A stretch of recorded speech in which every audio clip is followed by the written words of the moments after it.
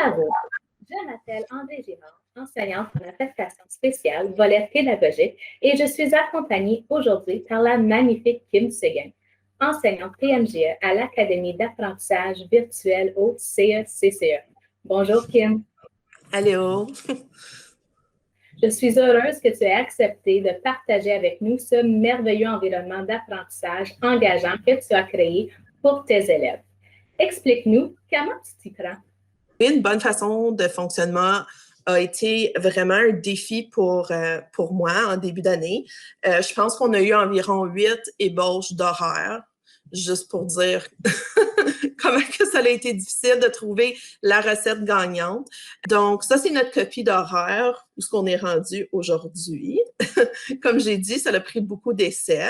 Fait comme tu peux voir, le matin, les élèves, ils commencent avec un temps asynchrone. Ça veut dire qu'ils font ces activités-là à la maison.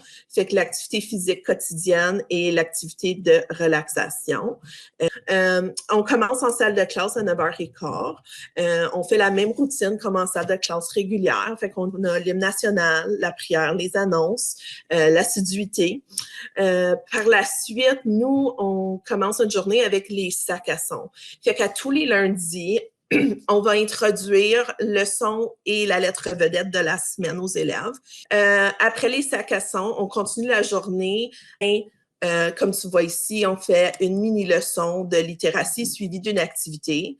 Fait que la leçon est jamais plus que 10 minutes parce que les élèves n'ont pas l'attention. Fait qu'on essaie de garder ça vraiment court. Et après la collation, on continue avec les mathématiques. Donc, on fait une courte leçon, encore une fois, d'environ 10 minutes, puis on suit avec une activité qui a un lien direct avec la leçon. Les activités, on essaie vraiment de faire des activités qui sont un petit peu plus bougeottes quand c'est possible pour offrir comme une petite pause bougeotte aux élèves. On fait beaucoup de chasse au trésor dans la maison, s'ils peuvent trouver des formes, des solides, des sons, dépendamment de ce qu'on est en train de travailler. Fini le matin avec un petit 15 minutes de APQ où on joue des chansons et des comptines puis on danse. Fait que ça a vraiment une pause pour les élèves. Après le dîner, on fait l'heure du conte. Puis après ça, une petite activité de découverte. Fait que c'est vraiment une pause, un temps de jeu libre pour les élèves où ils peuvent faire n'importe quelle activité qu'ils ont à leur disposition à la maison. Après l'activité de découverte, c'est la collation et on finit avec une activité dirigée. Fait qu'on fait une activité artistique, une activité de science, des enquêtes, des présentations montrées racontes, des leçons d'éveil religieux ou des activités en éveil religieux, causeries ou d'autres choses. Ils finissent la journée, encore une fois, en asynchrone, où ils font des activités de jeu libre à la maison.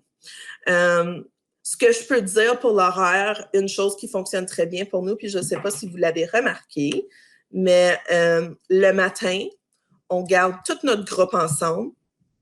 Puis à partir de 9h45, quand on commence nos leçons,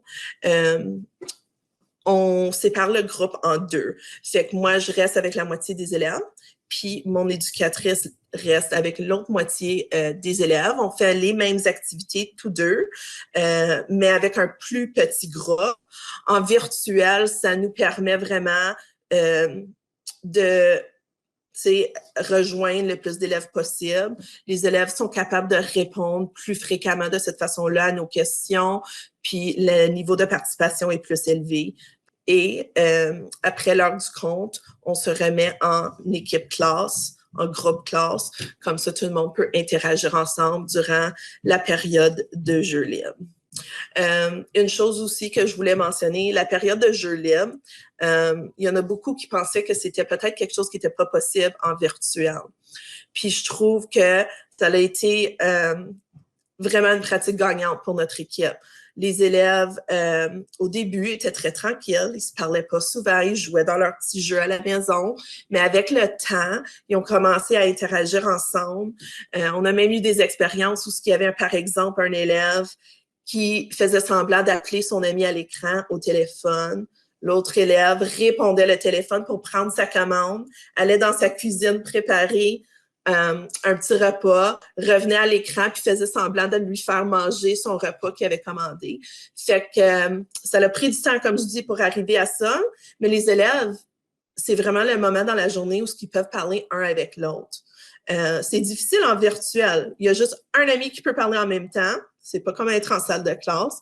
Fait que ils se sont appropriés à ça, puis là, ils ont commencé à jouer ensemble à l'écran, puis c'est tellement beau de voir, puis ça nous offre vraiment des belles notes aussi d'observation pour inclure dans le bulletin, pour personnaliser les commentaires. Excellent, Kim. Merci beaucoup, beaucoup pour ce partage. J'ai retenu tellement de belles choses, surtout que vous êtes à l'écoute.